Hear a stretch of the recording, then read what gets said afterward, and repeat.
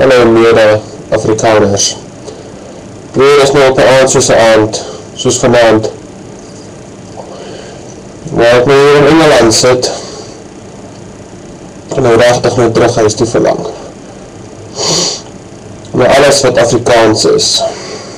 En dan kom jy nou af op mede-Afrikaners en Suid-Afrikaners op 'n website soos hierdie. Ek dink so myself,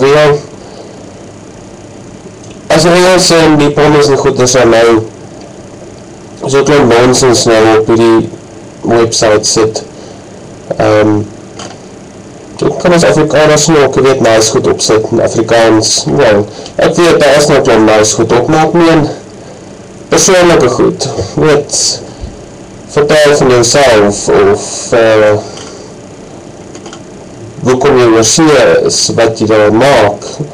Ek meen nie so baie van ons oorsee en geen manier op hel wat ons kontak met mekaar kan maak nie, maar wel, dit was 'n gedagte gewees. Julle weet nou wat julle dink.